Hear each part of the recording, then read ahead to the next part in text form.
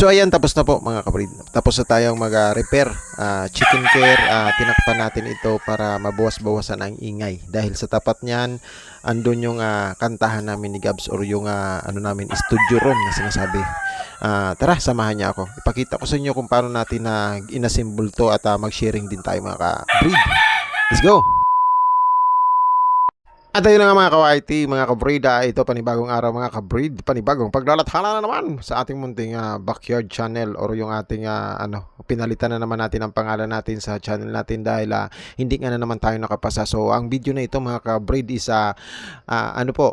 chicken care. Tatakpan natin itong side na ito kasi katapat po nito ang kung ang kwarto kung saan kami nagla-live stream ni Gab, nagkakantahan. So para mabawas-bawasan kasi nga syempre ang viewers din namin is nakakapansin masyado so dun sa ingay ng ating mga manok. Tapos kailangan ko talagang takpan to kasi yung aso doon na maliit, yung maliit nating aso, yung unano, may kakulitan yun. Pumapasok dyan kahit anong bakod ko na, ginawan ko na diba ng bakod, pumapasok pa rin po siya. Tapos alam mo na yung aso, ayan, minsan yung itlog pag hindi natin nakuha, kinakain ng aso. Minsan yung pagkain mismo ng ating manok, kinakain niya. Kumakain siya ng pagkain ng manok natin. Minsan nakikiagaw siya.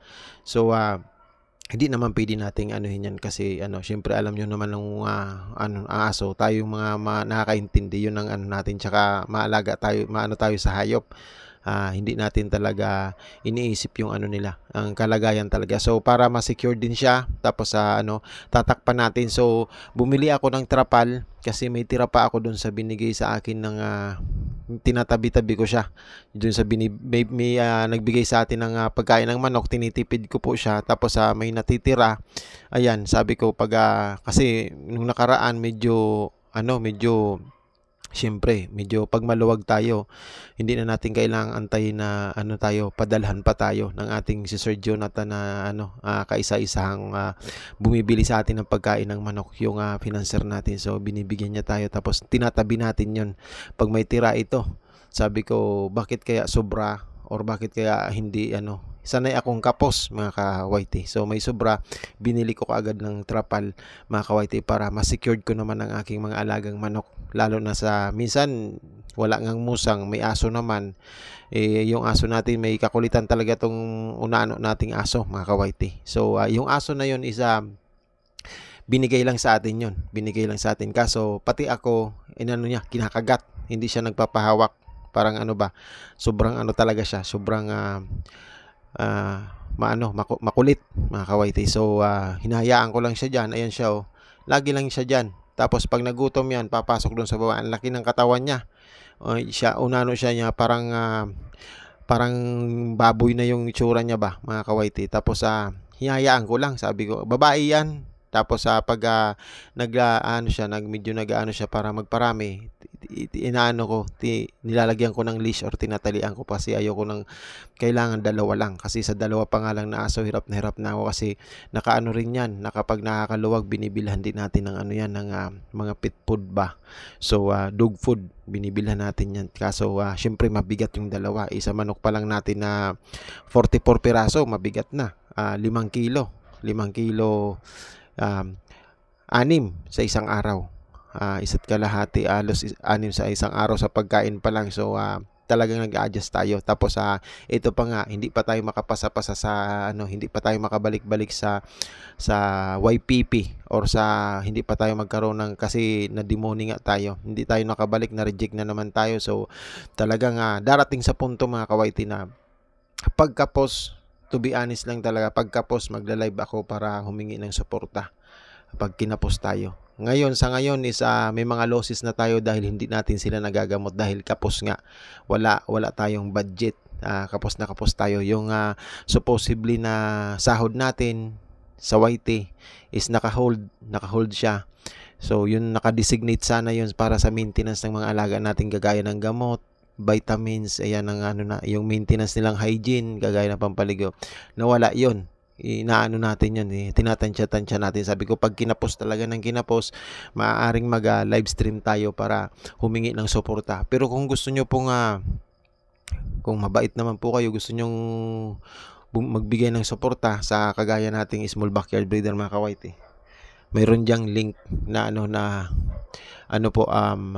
buy me a coffee. Direkta po 'yun sa ating sa ating ATM. So pwede niyo akong suportahan diyan at magsabi lang kayo para mai-shoutout ko po kayo. So nakakaintindi lang po sa nakakaintindi na nag-aalaga.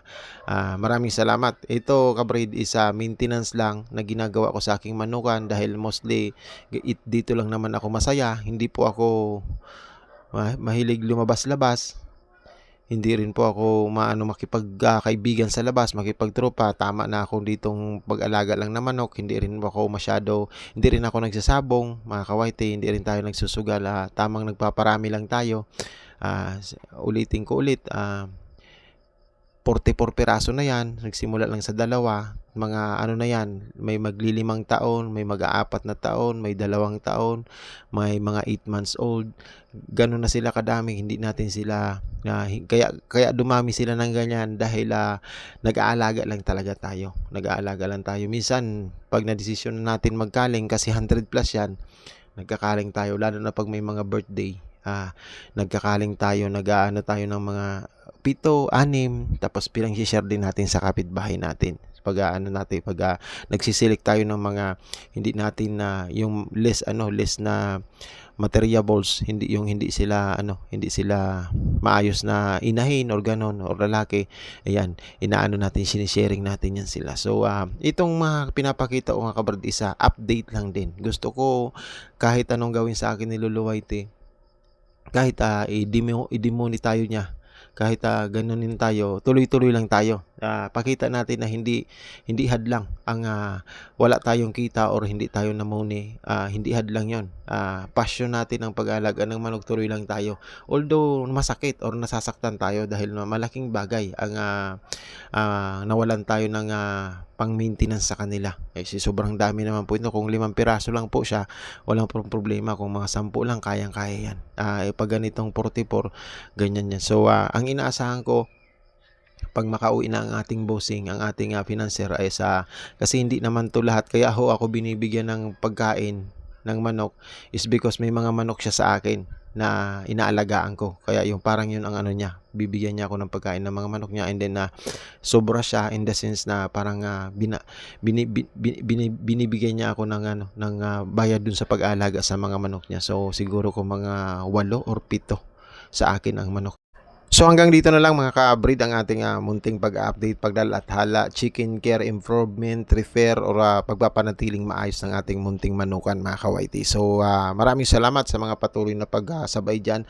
Magbakas lang po kayo kung nanood kayo, magbakas kayo para halimbawa may whitey din kayo, papasyalan din namin kayo. Papasyalan din kita, and then maaaring i-shoutout kita sa mga susunod kong video mga ka-whitey. Maraming salamat sa suporta, GPC, Pubs, simpleng magmamanok. Tuloy-tuloy lang ang buhay, pagsubok ni Whitey sa atin, tuloy lang tayo. Maraming salamat sa patuloy na sumusuporta at hindi nangiiwan. Hanggang dito na lang. God bless po sa inyong lahat mga ka-whitey.